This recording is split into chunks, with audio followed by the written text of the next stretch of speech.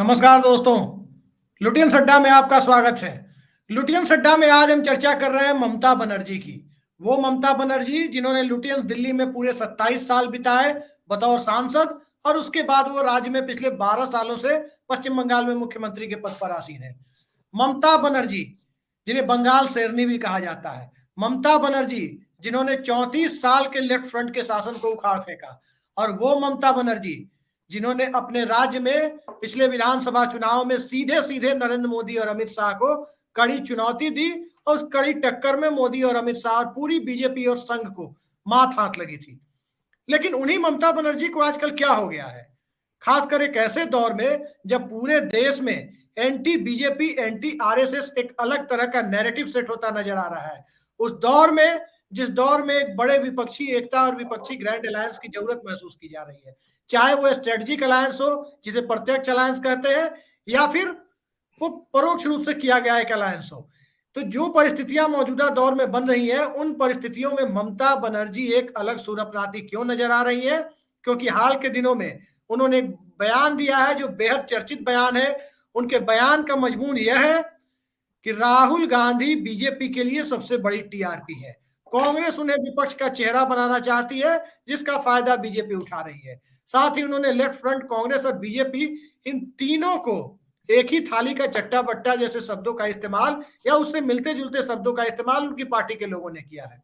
तो आखिर कारण क्या है कि ममता बनर्जी बीजेपी और कांग्रेस को एक ही बराबर देख रही है और कांग्रेस पार्टी से दूरी बनाते हुए नजर आ रही है, और उनके उनकी इस कोशिशों का संपूर्ण विपक्ष की रणनीति पर क्या असर पड़ेगा, इसी सवाल पर आज हम चर्चा कर रहे हैं। और इस चर्चा के लिए हमारे साथ मौजूद है वरिष्ठ पत्रकार और ममता बनर्जी की सियासत को काफी दिनों से, काफी करीब से, उनके पॉलिटिकल मूवमेंट को ऑब्जर्व कर रहे हैं अशोक वानखेड़े जी। अशोक वानखेड़े जी, बहुत बहुत स्वागत है आपका लुटियंस अड्डा में। नमस्कार। क्या लग रहा है आपको, ममता बनर्जी के हालिया दिनों के जो बयान है, कांग्रेस पार्टी के साथ उनकी बहुत निभती हुई नहीं दिख रही है? जो विपक्ष की सबसे बड़ी पार्टी है कांग्रेस, उसी कांग्रेस पार्टी से उनका राजनीतिक करियर शुरू हुआ, उसी कांग्रेस पार्टी के सदस्य के तौर पर उन्होंने संसद में 14 साल बिताए।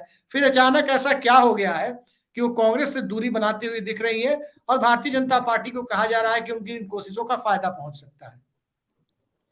देखिए अभिषेक, ममता बनर्जी को आपको दो फेजेस में स्टडी करना होगा।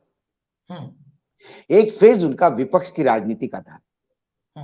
जब ममता बनर्जी कांग्रेस में थी, यूथ कांग्रेस की अध्यक्ष थी बंगाल की, और एक तेज तर्राट नेत्री ने जन्म लिया था, और तमाम जो बंगाल के स्थापित तबके नेता थे, जिसमें प्रणव दा से लेके कई लोग थे, उन तमाम लोगों के लिए कहीं ना कहीं ऐसा लग रहा था कि उन सबको सरपास करके ये जो शेरनी है एक दिन सत्ता काबिज कर लेगी।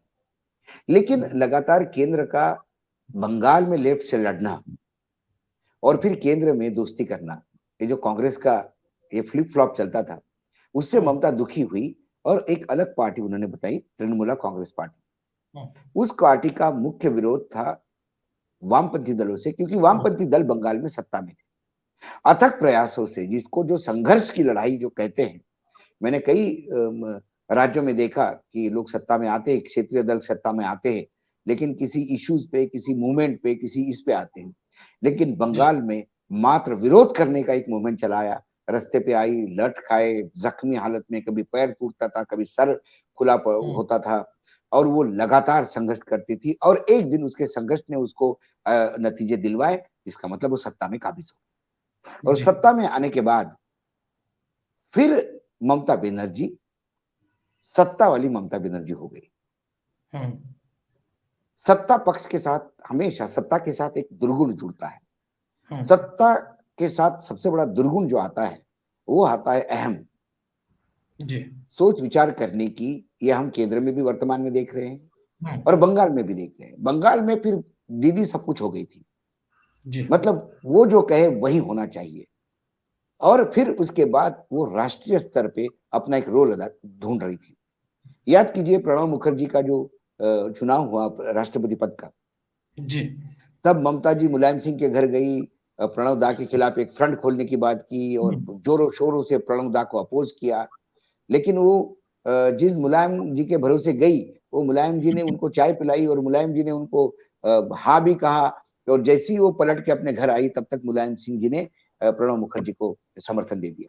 लेकिन उन्हीं और के धीरे बेटे धीरे, अखिलेश यादव मिले हैं कलकत्ता में, और उसके हाँ, बाद से उनके सुर बदले वही हैं। वही वही वही बता रहा हूं मैं आपको, उसी पे अभी पहले प्रणब इसको जी खत्म करें तो फिर अखिलेश में आए। जी तो उसके बाद जब प्रणब दा के व्यक्तिगत संबंध और बाकी चीजों से जब शिवसेना जैसी पार्टियां भी प्रणब के साथ हो गई, तब जाके ममता बनर्जी लगातार बैक रूम से प्रयास कर रही थी कि प्रणब दा को वो समर्थन दे, क्योंकि बंगाल की भूमिपुत्र की बात बंगाल में आई और वो उसको परेशान करने लगी, और अल्टीमेटली तृणमूल कांग्रेस ने भी दिया। बीच में वो सोनिया गांधी जी से मिलती है, बीच में वो गांधी जी को गांधी परिवार को अच्छा कहती है, कभी गांधी परिवार को बुरा कहती है। ये जो फ्लिप फ्लॉप है ममता का, इससे ममता की पार्टी भी परेशान है, विपक्ष भी परेशान है और राजनीतिक विश्लेषक भी परेशान है। इसलिए ममता 11th आवर पे कौन सा रुख अपनाएगी कोई बता नहीं सकता। 2024 के चुनाव आते आते ममता और बीजेपी साथ में चुनाव लड़ ले तो क्या करोगे, ये भी एक संभावना हो सकती है। क्योंकि वर्तमान में हाल ही में जो बाई इलेक्शन हुए थे, उस एक जी उपचुनाव में बंगाल में लेफ्ट और कांग्रेस ने ममता के गढ़ से एक सीट चुराई, और उस विजय के बाद कहीं ना कहीं ममता को ये गठबंधन खलने लगा। उसके बाद अब जो वहां पे लोकल बॉडीज के चुनाव हो रहे हैं, लोकल बॉडीज के चुनाव में अभिषेक जी आपको तो हास्यास्पद स्थिति सामने आएगी। कई जगह बीजेपी कांग्रेस साथ लड़ रही है, कई जगह वामपंथी बीजेपी साथ लड़ रही है, कई जगह वामपंथी बीजेपी और कांग्रेस साथ लड़ रही है। मुख्य उद्देश्य है ममता को खत्म करो। अब बीजेपी के वहां प्रदेश अध्यक्ष कहते हैं कि वो लोकल लेवल पे हो जाता है गठबंधन, हमको कोई पूछता भी नहीं। और कांग्रेस के अध्यक्ष तो इतने महान है, प्रदेश अध्यक्ष, वो तो कहते हैं कि लोकल में क्या होता है वो मुझे आइडिया नहीं, वो लोग सुनते भी नहीं हमारी। अरे तुम्हारी सुनते नहीं तो फिर काहे तुम अध्यक्ष बनते हो भाई, छोड़ दो, इस्तीफा दे दो। बीजेपी के अध्यक्ष में कम से कम इतनी तो हिम्मत है, वो कहते हैं कि लोकल मजबूरियां होती है तो वो टाइप होते हैं। तो ये जब ये टाइप हो रहे हैं तो अब उनको कांग्रेस को फिर से अलग करने का प्रयास हो रहा है। वो बार बार हर जगह वो कहते आ रही है कि एक नया फ्रंट की व्यवस्था करें, वो है केसीआर है, ये लगातार एक नए फ्रंट की बात करते हैं। नहीं, लेकिन लेकिन एक मैं, फर्क है, उसको वानखेड़े जी, एक हाँ फर्क है। केसीआर ने हाँ जो बात कही थी उसमें उन्होंने तीसरे मोर्चे की बात जरूर कही, लेकिन वर्स्ट सिनेरियो में उन्होंने कहा कि यदि ऐसी परिस्थिति उत्पन्न होती है कि हमें कांग्रेस और भाजपा में से एक चुनना है तो वो कांग्रेस के साथ जाना पसंद करेंगे। ये बात उन्होंने ओपनली कही। ममता बनर्जी ने अभी तक ऐसी कोई बात नहीं कही। नहीं कही, ये नहीं ममता, देखिए केसीआर और ममता में बहुत फर्क है। केसीआर दिल्ली की राजनीति की चालें बहुत अच्छी तरह से समझते हैं और 2 कदम आगे चलते हैं। उन्होंने ये बोल के कांग्रेस को भी पुचकारा और थर्ड फ्रंट करके कहीं बीजेपी को भी सहूलियत दे दी। ममता ने ये बोला जरूर है, लेकिन ममता डायरेक्ट कांग्रेस को डैमेज करती हुई कहीं दिखाई नहीं देती, लेकिन केसीआर मुझे डायरेक्ट डैमेज करते हुए दिखाई देते हैं। केसीआर कर्नाटक के जिस कल्याण कर्नाटका में, ऊपरी कर्नाटका में जो उतरे हैं, वो कांग्रेस का गढ़ है जहां केसीआर अपने उम्मीदवार खड़ा कर रहे हैं। महाराष्ट्र में केसीआर कहां उतर रहे हैं, विदर्भ में उतर रहे हैं जो कांग्रेस का गढ़ है, तो वो डैमेज कांग्रेस को कर रहे हैं। बात ये भी कह रहे हैं कि वर्स्ट ऑफ वर्स्ट सिनेरियो में कांग्रेस को साथ लेंगे। ममता अभी डायरेक्ट कांग्रेस को कहीं डैमेज करती हुई दिखाई नहीं दे रही। हाँ, उन्होंने कहा राहुल गांधी पे एक कहा, क्योंकि वो फ्रस्ट्रेशन है उनका कि बीजेपी के साथ कांग्रेस कैसी इकट्ठा होकर वहां चुनाव लड़ सकती है। अखिलेश बाबू का मतलब, मैंने कहा ना कि ये जो विपक्ष है ये थर्ड फ्रंट फोर्थ फ्रंट की बात करते हैं, लेकिन नीतीश कुमार हो या शरद पवार हो, जो वाकई जिनके पास कुछ जमीन है, वो बार बार ये बात कहते हैं कि हम किसी भी हालत में कांग्रेस के बगैर फ्रंट नहीं बना सकते। साथ में दक्षिण भारत में भी जो तुम्हारे स्टैलिन है वो भी यही कहते हैं कि कांग्रेस के बगैर फ्रंट नहीं बन सकता। तो दूसरी तरफ बीजेडी है, वो नरोवा कुंजरवा, मतलब वो इधर ना है ना उधर है, चुपचाप बैठी हुई है। टीडीपी हो या फिर वाईएसआर कांग्रेस हो, ये दूर से देख रही है। पीडीपी और जम्मू कश्मीर की जो पार्टियां हैं, शेख अब्दुल्ला वाली, इन दोनों पार्टियों के लिए अब बीजेपी दुश्मन हो गई है। ये दोनों कांग्रेस के साथ जाने के लिए तैयार हैं। लेकिन अखिलेश की मजबूरी है, अखिलेश को फाइनेंशियली मदद की थी केसीआर ने, तो केसीआर के वहां चले जाते हैं। लेकिन क्या अखिलेश बोल सकते हैं कि केसीआर को 25 सीट देंगे? वो केसीआर की राष्ट्रीय पार्टी को यूपी में नहीं देंगे। ममता को कितनी सीटें देंगे वो, चलो ये बताए, वो मिलने की बात आने की, टाई गठबंधन कैसा होता है।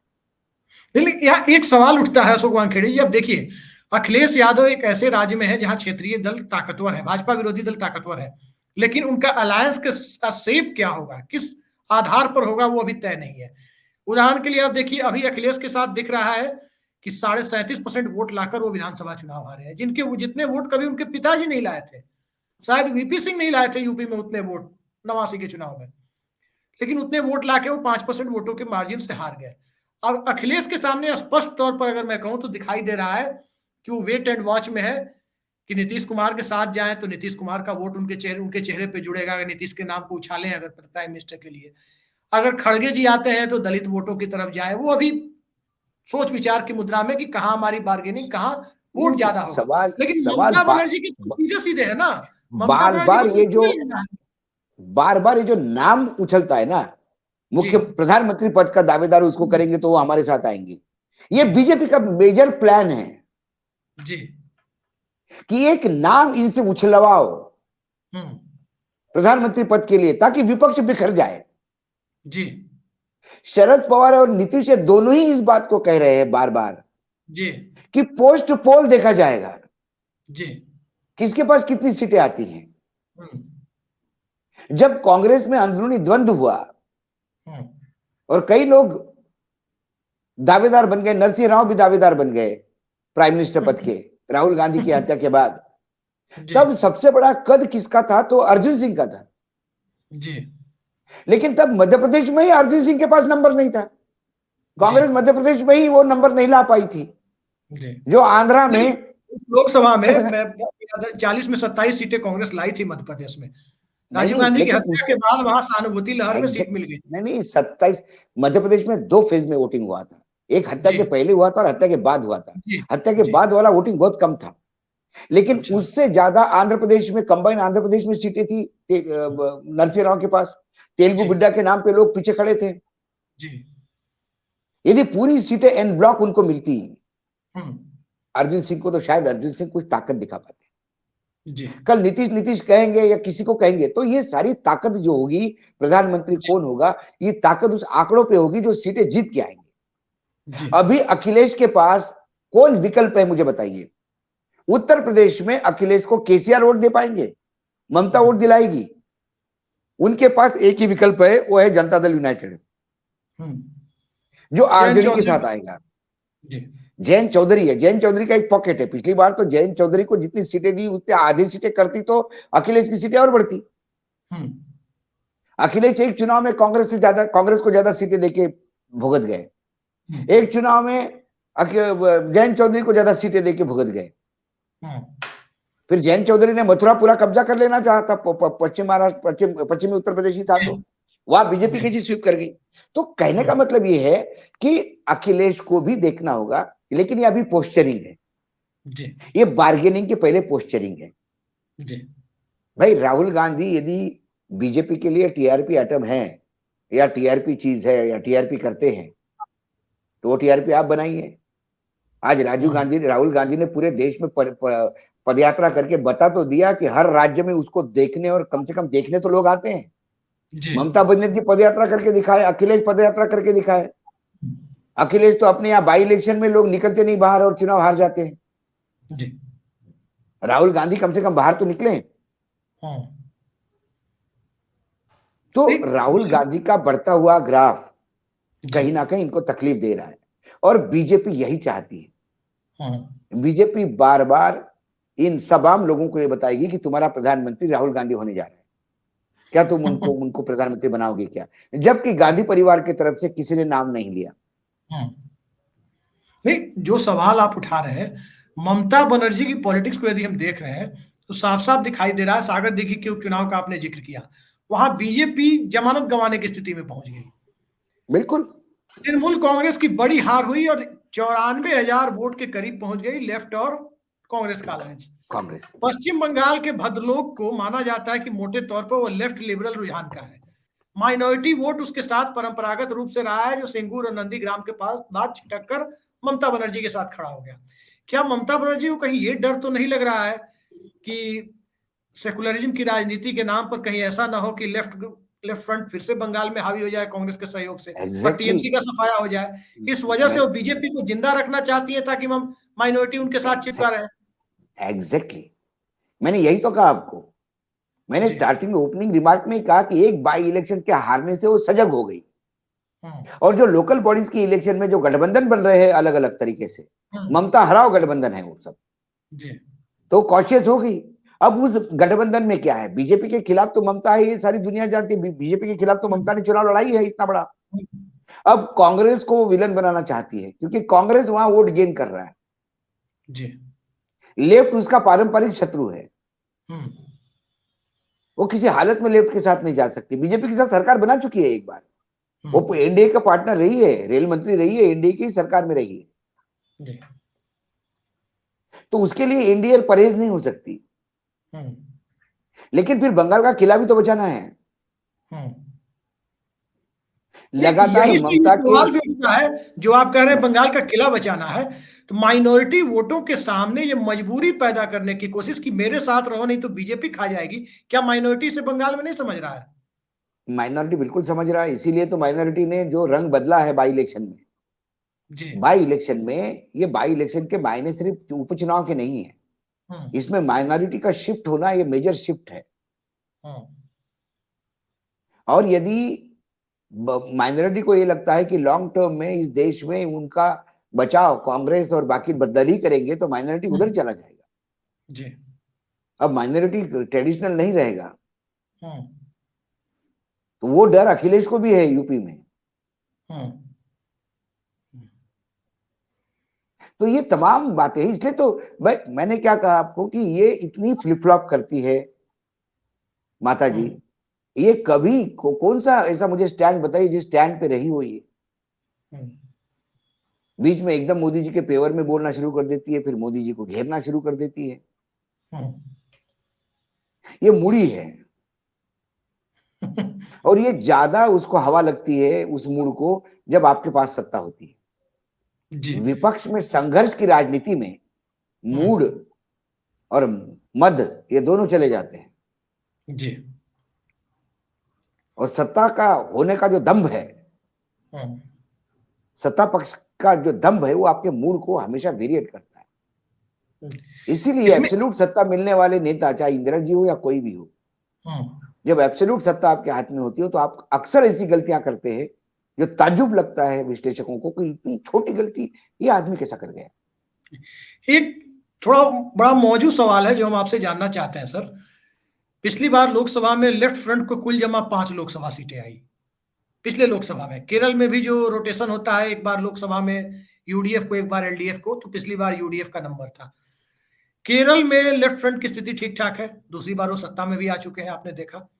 पश्चिम बंगाल में जो ट्रेंड दिख रहा है, कांग्रेस तो वहां स्टेपनी है, भले ही सागर दिघी लेफ्ट ने उसे ही दिया, क्योंकि मालदा मुर्शिदाबाद उसका गढ़ है तो उस इलाके में दिया। लेकिन लेफ्ट फ्रंट जिस प्रकार से वापसी करता हुआ पिछले साल म्यूनिसिपल चुनावों में दिखा है, यदि वो ट्रेंड लोकल बॉडी में बरकरार रहता है, लोकसभा में दिखता है, बंगाल में भी लेफ्ट फ्रंट, त्रिपुरा में भी मजबूती दिखाई है, झारखंड बिहार से भी एक आध सीटें या तमिलनाडु से आती रहती है।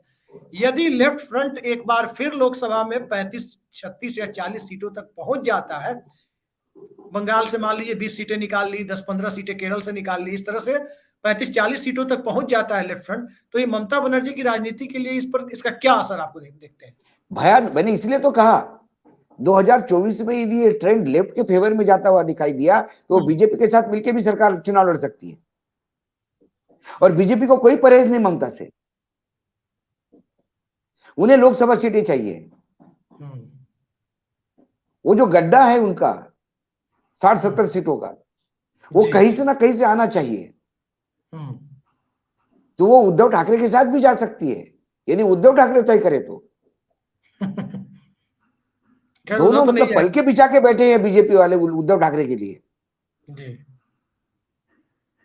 अकाली दल को भी उतना ही प्यार मोहब्बत के संदेश जा रहे हैं।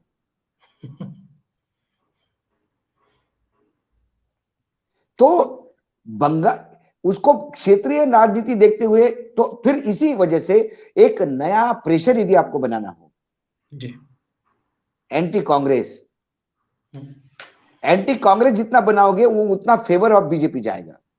जी।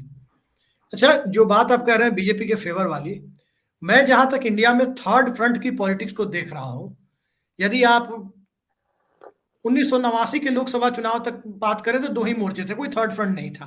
कांग्रेस वर्सेस जनता पार्टी या national front left front alliance 89 में देखे तो थर्ड फ्रंट की राजनीति शुरू होती है उसके बाद से, जब जनता दल बीजेपी डायरेक्ट एक पॉलिटिकल फोर्स के तौर पर सामने आती है और जनता दल दूसरे नंबर से जनता पार्टी की जो पार्टियां थी वो तीसरे नंबर पे पहुंच जाती है। लेकिन इस थर्ड फ्रंट को जब भी बना है इस देश में, उसको लीड करने के लिए एक न्यूक्लियस पार्टी हुआ करती थी जनता दल, जिसका मोर देन वन स्टेट में जनाधार था। बिहार, उड़ीसा, कर्नाटक, हरियाणा जैसे राज्यों में जनाधार था और बुरे हालत में भी वो 50 के करीब लोकसभा सीटें जीत लाती थी। आज बिल्कुल किसी दल की स्थिति ऐसी नहीं है, इंक्लूडिंग सीपीएम, कि वो लोकसभा में 50 सीटों तक पहुंच सके। अखिलेश यादव की भी बिल्कुल स्थिति वो नहीं है कि 50 सीटों तक पहुंच बिल्कुल सके। बिल्कुल। क्या आपको लगता है कि ऐसी सूरत में जब कोई न्यूक्लियस पार्टी जो आइडियोलॉजिकल बेस पे खड़ी हो, उसके अभाव में कोई थर्ड फ्रंट या फोर्थ फ्रंट खड़ा हो सकता है क्या? वहां पे मैंने कहा ना कि ये थर्ड फ्रंट की बातें सिर्फ हवाबाजी है।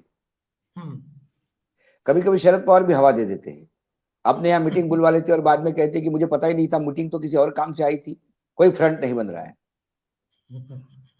ये सब कांग्रेस को प्रेशर करने की प्रैक्टिस है, ताकि जब हमारा सीट शेयरिंग का फॉर्मूला हो तो हमारे हाथ में ज्यादा से ज्यादा आए।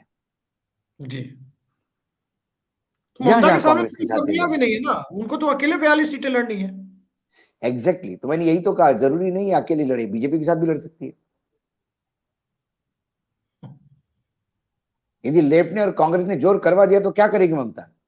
लेकिन जब वो बीजेपी के ट्रायंगुलर, साथ लड़ेगी तो भद्रलोक और अल्पसंख्यक जो 48% वोट मिलके वहां होता है, वो तो भाग जाएगा इनके खिलाफ, दोनों भाग नहीं जाएंगे। लेकिन फिर, लेकिन उसको उसको तो एक गुमान होगा ना, फिर वो परसेंटेज टैली करेगी, मेरे परसेंटेज और उनके परसेंटेज जोड़ो तो ये परसेंटेज होता है, वो फिर अरिथमेटिक के हिसाब से काम करेंगे। हमारे यहाँ क्या होता है, नेता बड़े सुविधा के हिसाब से कैलकुलेशन करते हैं। जी। कई बार लोकसभा विधानसभा के वोट शेयर से लोकसभा तय करते हैं, और सूट नहीं हुआ तो बोलते हैं कि विधानसभा और लोकसभा के परिणाम हमेशा विपरीत होते हैं। जी। जब सूट होने हैं तो फिर उसमें से अपन परसेंटेज निकाल के सीट शेयरिंग का फॉर्मूला निकालते हैं। ये अक्सर देखा है हमने हर राज्य में। जी। वो कहेगी बीजेपी का इतना वोट शेयर है, हमारा इतना वोट शेयर है।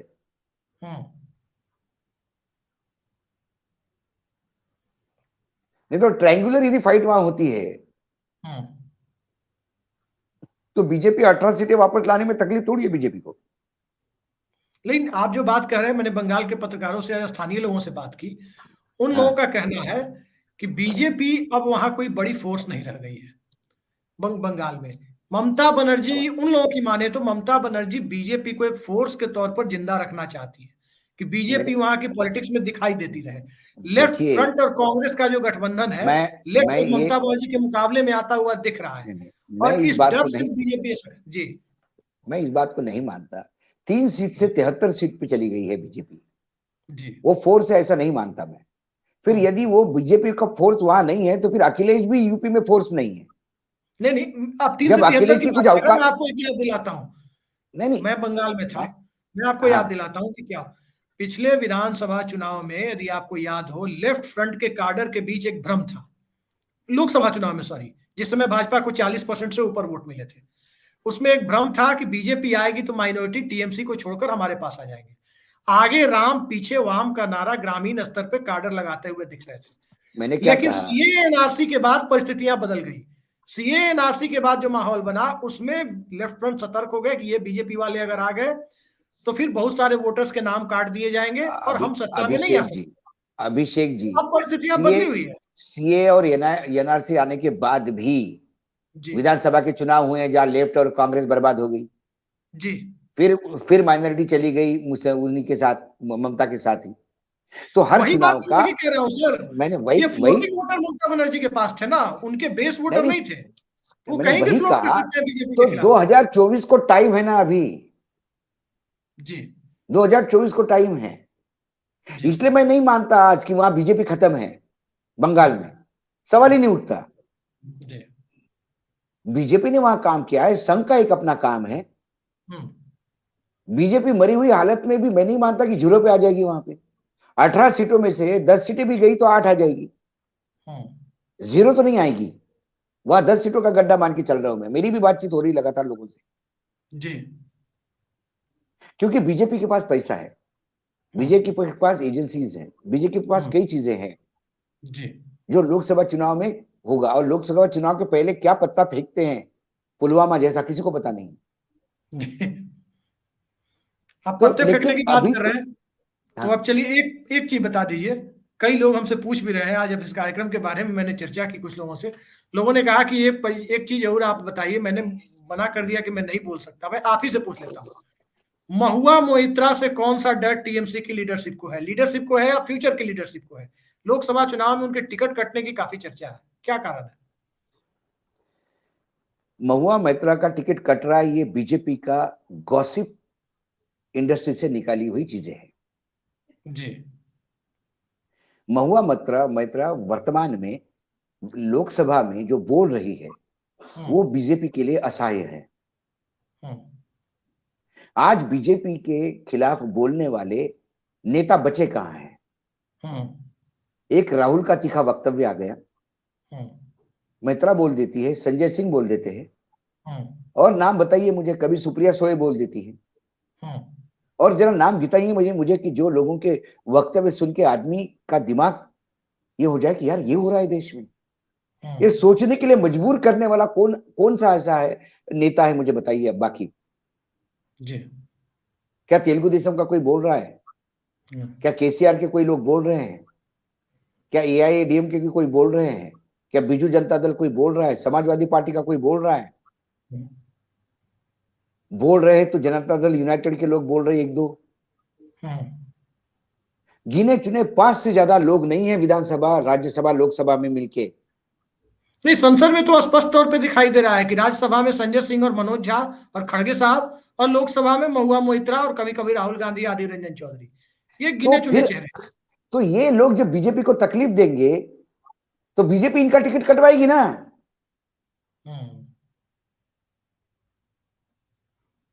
आप टिकट बीजेपी कटवाने को की बात सूट कर होता रहे है, हैं। जी। ये टिकट कटवाने का फॉर्मूला बीजेपी ने निकाला है। नीतीश को प्राइम मिनिस्टर बनना चाहिए, ये बीजेपी की सोच है, जो बीजेपी को सूट करता है। जी। या तो आप मैत्रा सूट बोलना करने की बंद कर बात कर रहे देगी, हैं तो जी, तो एक मैत्रा चीज और बोलना बता। बंद कर देगी, या जी। किसी और पॉलिटिकल पार्टी को ज्वाइन करने की बात करेगी इस्तीफा देके। फिर ममता उसको प्रेस्टीज इशू बना देगी, मुझे छोड़ के गई दूसरी पार्टी में, तो अब मैं देखती हूँ कैसे जीतती है। फिर बीजेपी अंदरूनी मदद करके ममता को वहां जितवा देगा, और एक बोलने वाला मुंह बंद कर दिया। चलिए, आप बोलने वाले मुंह को बंद करने की बात करते रविश हैं। कुमार बंद नहीं करते तो एनडीटीवी खरीदवा दो। आप वो मुंह बंद करने की बात करते हैं तो मुंह बंद करने वाली एजेंसी पर ही आते हैं। सुप्रीम कोर्ट ने तो एक एजेंसी को पिंजड़ाबंद तोता कहा था, लेकिन आजकल 2 या 3 एजेंसियां पिंजड़ाबंद तोते की भूमिका में दिख रही हैं। तो क्या ममता बनर्जी का जो पॉलिटिकल टोन सेट करने वाली बात है, क्या उस टोन को सेट करने में इन पिंजड़ाबंद तोतों को भी कोई भूमिका दिख रही है आपको? पिंजराबंद तोता, ये बहुत ही सॉफिस्टिकेटेड शब्द यूज किए थे सुप्रीम कोर्ट में, क्योंकि तब एजेंसी के प्रकोप भी इतने थे। अब हमारी एजेंसियां पामेरियन डॉग हो गई है, जिस पे छू करते हैं उस पे छू हो जाती है। जी। तोता नहीं है, जी। तोता तो उड़ गया वापस आ गया। पिंजरे में बंद तोता मतलब जो तोता अपने मन से उड़ता था उसको अपने पिंजरे में बंद कर दिया। ये पिंजरे में बंद किया हुआ तोता नहीं है, ये ट्रेंड पामेरियन है, जिसको छू बोलते से काटने दौड़ता है। तो जो बात आप कह रहे हैं, क्या अभिषेक बनर्जी और जो दूसरे कथित मामले हैं, इन सारे मामलों की वजह से तो ममता बनर्जी के टोन नहीं बदले हैं? मैं यही जानना चाह बिल्कुल रहा हूं। बदल सकते हैं, बिल्कुल बदल सकते हैं, बिल्कुल बदल सकते हैं। आप बदलने की बात करें तो सीधा सीधा बता दीजिए, किसी भी पॉलिटिशियन के पास, इंक्लूडिंग ममता बनर्जी, एक तरफ जनाधार और एक तरफ जेल, दोनों में से एक का चुनाव करना हो तो वो क्या चुनाव करेगा? जो सीजन्ड पॉलिटिशियन होता है, जी। जिसको अपनी जनमानस पे पकड़ की ताकत पता होती है, वो जेल जाता है। हम्म। जेल से भी चुनाव लड़ते हैं। जॉर्ज फर्नांडिस जेल से भी चुनाव लड़ते थे। जी। देश की आजादी के समय तमाम लोग जेल चले गए। हम्म। अंग्रेजी से कॉम्प्रोमाइज करके छुटकारा पाने वाले भी बहुत लोग थे, लेकिन जेल गए ना लोग, जेल काटी ना लोग ने। ये जी। जवाहरलाल नेहरू को ये व्हाट्सएप यूनिवर्सिटी रोज गाली देती है, कितना साल उन्होंने जिंदगी जेल में काटी है, देख लीजिए जरा। वो जेल में डिस्कवरी रहे ऑफ हैं। इंडिया अहमदनगर फोर्ट में बैठ के लिखी गई, उस जेल में, अहमदनगर में। हाँ, तो जेल में तो लोकमान्य तिलक ने जो गीता रहस्य नाम का जो ग्रंथ लिखा, गीता पे जी। जो भाष्य किया, हम्म। वो जेल में रह के लिखा। हम्म। कई लोग, इवन तुम्हारे बिहार के जो गैंगस्टर टर्न पॉलिटिशियन जो है पप्पू यादव, जी। वो भी जेल में बहुत पढ़े लिखे हैं। जब वो बोलते हैं तो आदमी सुनना रहता था कि क्या तर्क देते हैं और क्या क्या रेफरेंसेस देते हैं। उन्होंने जी। जेल में रह के अच्छा उपयोग किया, अच्छा पढ़ लिया, हम्म। तो गलत क्या है उसमें? हम्म। हम गलत की बात कर रहे हैं तो इसमें साफ साफ एक चीज समझ में आ रही है जो हम आपसे जान भी लेना चाहते हैं कि ममता बनर्जी का future political course of action आपको क्या दिखाई दे रहा है, खास करके 2024 के लोकसभा चुनाव के परिप्रेक्ष्य में, और जो अलायंसेज बन रहे हैं उनको देखते हुए, जो राम मंदिर का जो नैरेटिव आएगा ममता उनको देखते हुए, और जो फेडरल फ्रंट की बात होती है उनको देखते हुए, या कांग्रेस के साथ संबंधों को देखते हुए, इन चारों मम परिस्थितियों में ममता बनर्जी आपको पिक एंड चूज वाली मुद्रा में दिखाई दे रही है या ये क्लियर स्टैंड दिखा है? अभिषेक जी, ये चारों जो वे ऑफ लुकिंग है, जो चारों जी। प्रोस्पेक्टिव है, ये आपका जी। सोच है। ममता का सोच एक ही है कि मुझे बंगाल में रहना है ताकत में, और बंगाल में मेरी ताकत को जो ललकारेगा मैं उसके खिलाफ लड़ूंगी। बीजेपी ने ललकारा तो बीजेपी के खिलाफ लड़ी, लेफ्ट कांग्रेस ने ललकारा तो उनके खिलाफ लड़ेगी। इसीलिए मैंने कहा कि 2024 आते आते क्या समीकरण ममता के बदलेंगे, क्योंकि ममता के पास कोई फिक्स स्टैंड नहीं है। लालू यादव ने कुछ भी हुआ आज तक बीजेपी का साथ नहीं दिया। लालू यादव भ्रष्ट हो सकते हैं, लालू यादव पे तमाम आरोप लग सकते हैं, जंगल राज से लेके तमाम, और उन आरोपों को मैं नकारता नहीं। जी। लेकिन लालू यादव ने आज तक एक ऐसी नेता है इस देश में जो जेल गया, जेल कट रहा है, अभी भी प्रताड़ना झेल रहा है, लेकिन बीजेपी के साथ कॉम्प्रोमाइज नहीं किया। बाकी सभी ने बीजेपी के साथ आए गवाए हाथ मिलाए हैं कहीं ना कहीं। कभी कांग्रेस के साथ गए तो कभी बीजेपी के साथ गए।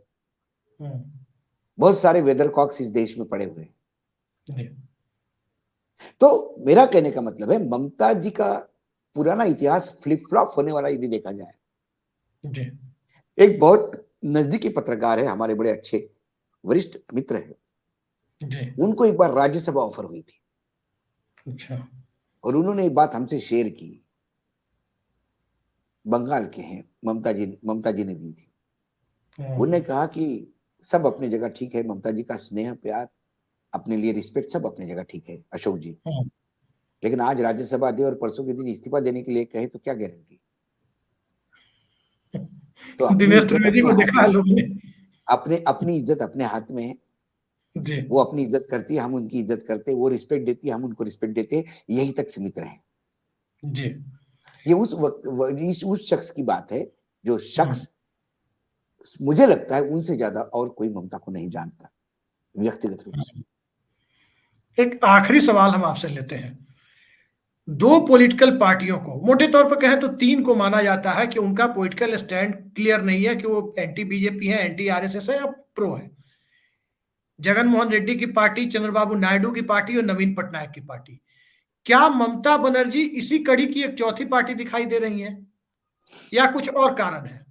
और इससे जुड़ा हुआ दूसरा सवाल यह भी है, जो अक्सर कई लोग अब पूछ रहे हैं, कि बीजेपी यदि 180 से 200 के बीच सिमटती हुई नजर आती है, तो जिस प्रकार की संभावना बन सकती है कि कांग्रेस का सरकार पीएम बने या थर्ड फ्रंट का बने, तो बीजेपी क्या वो खेल नहीं खेल सकती कि किसी फोर्थ फ्रंट का पीएम बना दो, और उसमें भी ये लोग अपनी संभावना दोनों तरफ देख रहे हो, इधर से नहीं तो उधर से?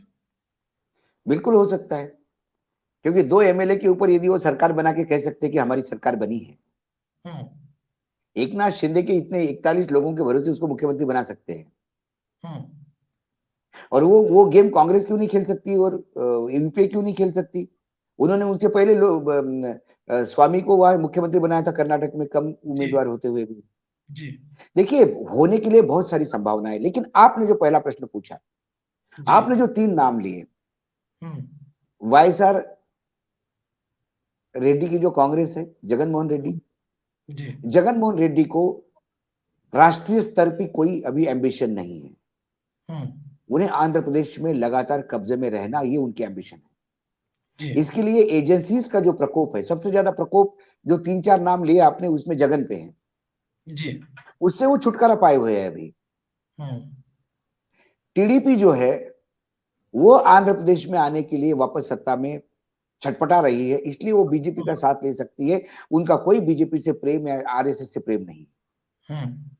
बीजू जनता दल है, ये इंतजार करता है, ये भाड़े के सैनिक है। जिसकी सरकार राज्यसभा नहीं, जब किसी सरकार को केंद्र को जरूरत पड़ती है राज्यसभा या लोकसभा में उनकी, तो वो समर्थन देके अपना उल्लू सीधा कर लेते हैं कि हमारी ये स्कीम्स जो पड़ी हुई पेंडिंग उसको क्लियर करो। यही बीजेडी करते आ रही है, नवीन पटनायक करते आ रहे हैं। वो अपना स्टेट का इंतजार करते हैं, उनको भी एम्बिशन नहीं। अब आगे बंगाल में इन तीनों का तो क्लियर कट है कि ये क्यों फ्लिप फ्लॉप करते हैं जी, या इनकी मजबूरी क्या है। ममता की कोई मजबूरी नहीं है। ममता नहीं, लेकिन इन तीनों से और ममता बनर्जी का एक फर्क है। इन तीनों में माइनॉरिटी वोटर बहुत बड़ा वोटर नहीं है। ममता के राज में वो एक फैक्टर है जो उनके सपोर्ट का सबसे बड़ा कारण है। बिल्कुल बिल्कुल, लेकिन ऐसा कई वोटर है जो बीजेपी को वहां नहीं पसंद करता, इसी वजह से सत्ता में है। ये लोग जो सत्ता में है वहां बीजेपी बहुत हाथ पैर मार रही है, वहां माइनॉरिटी नहीं है जी, इसके बावजूद बीजेपी वहां कुछ नहीं कर पा रही है।